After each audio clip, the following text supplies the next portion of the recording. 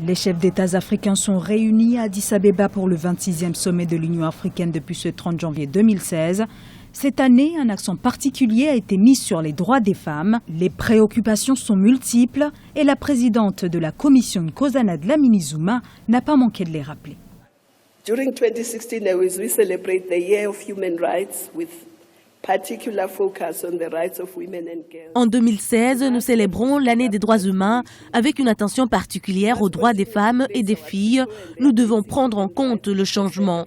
Nous devons également continuer de placer nos populations et leurs droits humains au centre de l'agenda 2063. Cela inclut le droit à nos populations d'avoir accès à l'éducation, à la nutrition, à la santé, à la sécurité et à de bonnes conditions sanitaires. Dans cette journée également, la désignation d'un nouveau bureau pour l'année 2016. Poste de premier vice-président, son Excellence M. Yahi Boni de la République du Bénin.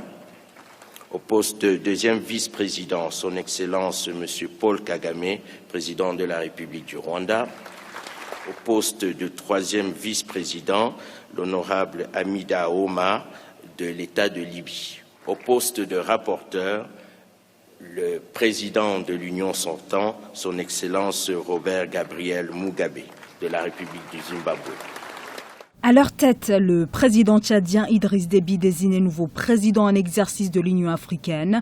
Il occupera la présidence tournante de l'organisation continentale pendant 1 an. Il succède au chef d'État du Zimbabwe, Robert Mugabe. C'est un immense plaisir que vous faites au Tchad et à son peuple en me nommant président en exercice de l'Union africaine pour l'année 2016. Il nous faut nous organiser pour défendre ensemble nos intérêts.